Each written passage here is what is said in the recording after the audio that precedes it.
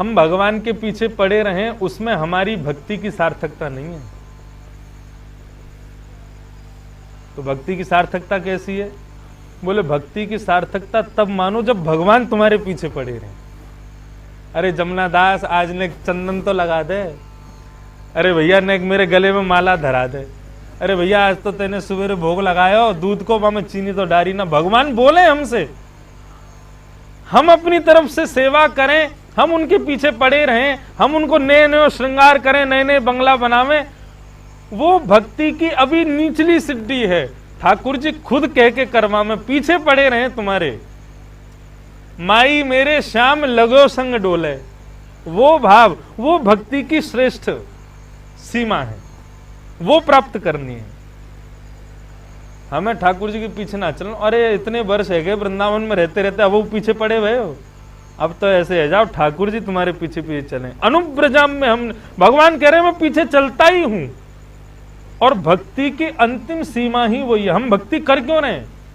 इसीलिए कर रहे हैं कि ठाकुर जी से हमारा प्रेम इतना हो जाए कि जैसे आज हम ठाकुर जी के बिना नहीं रह पा रहे, कल ऐसी स्थिति आ जाए ठाकुर जी मेरे बिना नहीं रह पाए।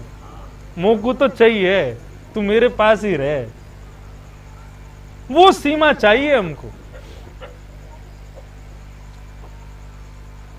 और उसके लिए क्या करना है? भगवान कह रहे हैं पहला भाव, मैं जिनके पीछे पीछे चलता हूं उनका पहला गुण क्या है? निरपेक्षम।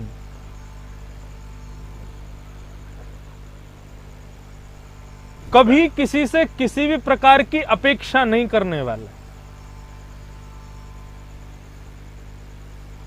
ब्रजमंडल में ऐसे आपको हजारों वैष्णव भक्त मिल जाएंगे, कोई अपेक्षा नहीं करते किसी से।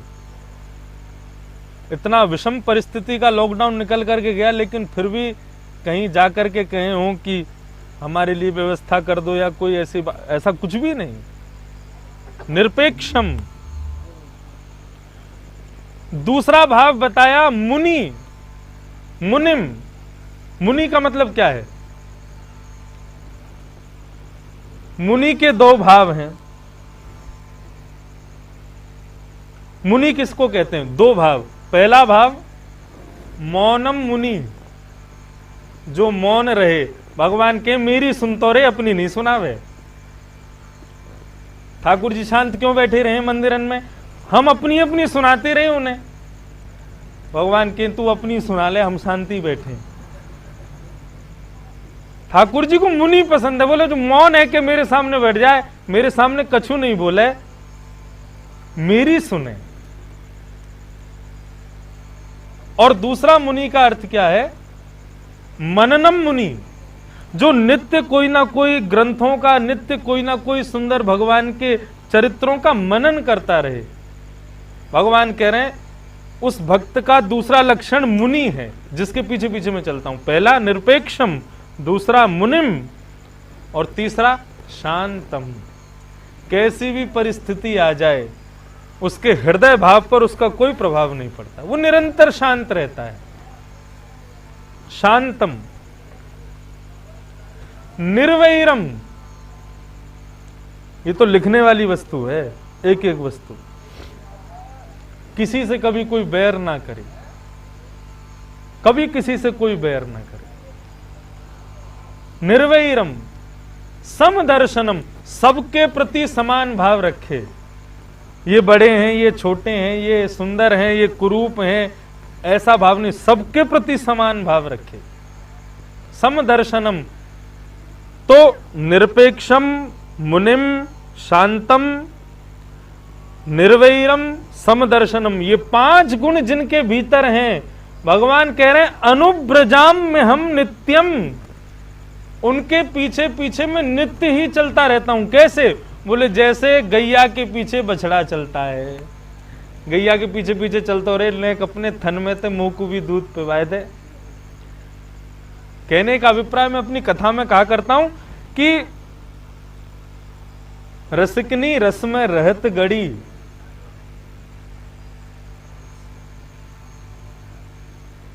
आज आपको ठाकुर जी के दर्शन करने में रस आ रहा है, कथा सुनने में रस आ रहा है, या रस में डूब के अपने आप को गुलाब जामुन बनाए लो, रसगुल्ला बनाए लो, इतने रस में डूब जाओ कि ठाकुर जी तुम्हारो सेवन करने आ जाएं।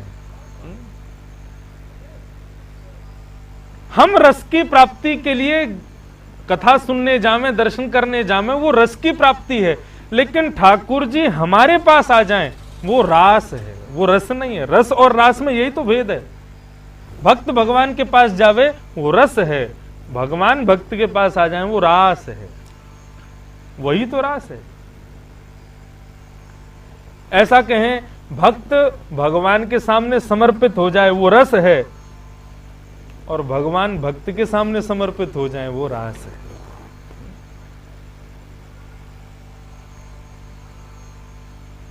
और इतना ही नहीं, अनुब्रजाम में मैं पीछे पीछे चलता हूं और फिर भी यदि वो मुझे नहीं मिलता तो पूये ये तंग्री रेणु भी, मैं उसकी रेणु, उसकी चरण रज को अपने माथे से लगाता रहता।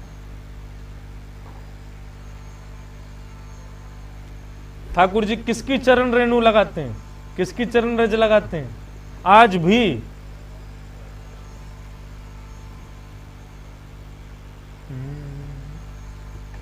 गायन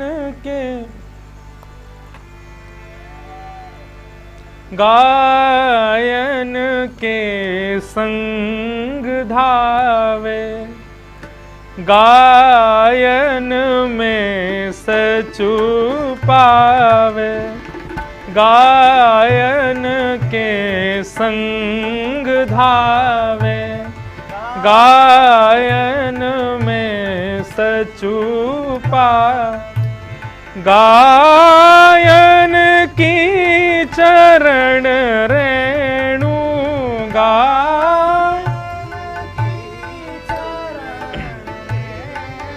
ओ अंग लपटावे, अंग लपटा, ओ आगे गाय पाछे गाय, आगे गाय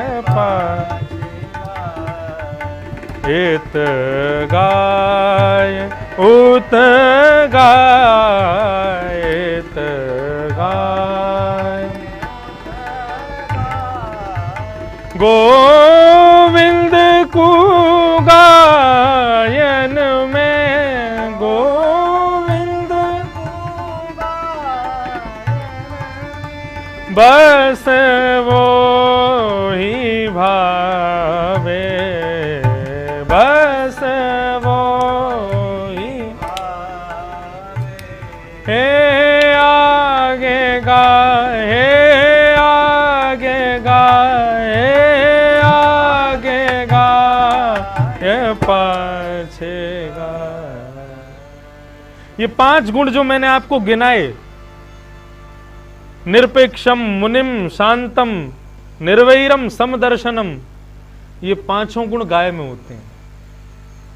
पहला निरपेक्षम, कभी किसी से कोई अपेक्षा नहीं करती। गैया कोई तो अपेक्षा करे, कभी ना करेगी। आप हरो चारो खिला दो, घास खिला दो, भूसा खिला दो, जो खिला दो वहां में खुश है जाओ। निरपेक्षम, एक बार को भैंस खा जाएगी कचू भी लेकिन गैया कभी अपेक्षा ना करे। अगर भैंस को गुड़ खावे को मनना है तो मुंह हटा ही लेगी, लेकिन गैया है आप जो दे दोगे वो सो पालेगी। निरपेक्षम, कभी भी अपेक्षा नहीं करती गैया। मुनिम, मौन रहती है सदैव। और मुनि का मैंने एक अर्थ बताया, मनन करने वाली। गैया भूसा भी लेवे ना तो वह भी बहुत देर तक चबाती रहे, या को मतलब मननशील है।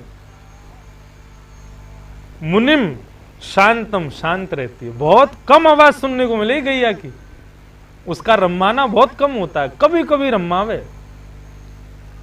निर्वैरम, किसी से कभी बैर नहीं करती, सबको अपना दूध देती है। अपने बालक को कम कर देगी लेकिन बाकी सबने जरूर देगी। अरे कहां तक कहें, नहीं कहना चाहिए ऐसे शुभ दिन जो गैया को अपमान करें, गैया को अपना भोजन मान करके रखें। ऐसे लोग भी यदि दूध ले लें तो गैया उनको भी मना ना करे। निर्वैरम समदर्शनम, सबके लिए समान है। इसलिए ठाकुर जी कह रहे हैं अनुव्रजाम में हम नित्यम पूये ये रंग रेणु भी। इसीलिए मैं गैया के सदैव पीछे चल के उसकी चरण रेणु को, आज भी बिहारी जी, राधा रमन जी, आप चले जाओ, औलाई की आरती होती है शाम को 6-7 बजे। ठाकुर जी के श्रृंगार, थोड़े से वस्त्र कम कर दिए जाते हैं, ठाकुर जी के गाल पे इत्र लगाए हो जावे। क्यों? बोले गैया चरा के आए हैं लाल जी, और पूरे अंग में गीले कपड़ा से पोंछो जाए। बोले क्यों? बोले पूरे लाला को कितनों सजाए लो, पूरे अपने अंग पे और गैया की रजे लपेट के आ जाए। जब गैया चरा के लौट के आवे तो मैया क्या करे, गाल पहुंचेगी, हाथ पहुंचेगी, फिर इत्र लगा के फिर लाल जी की आरती, उसी को औलाई आरती कहते हैं। आज भी होती सब मंदिरों में। ठाकुर जी राजभोग के बाद शयन नहीं करते, गैया चरावे जामे, और 4, 4:30, 5 बजे फिर ठाकुर जी लौट के आए, फिर उनकी औलाई आरती हो गई। तो ऐसे ये गुण जामे, ठाकुर जी कह रहे हैं वाकई तो चरणन में ही बैठूं फिर मैं। और इन गुणों की अधिष्ठात्री हैं श्री राधिका रानी, श्री राधा रानी। ठाकुर जी नित्य उनके चरणों में विराजते हैं।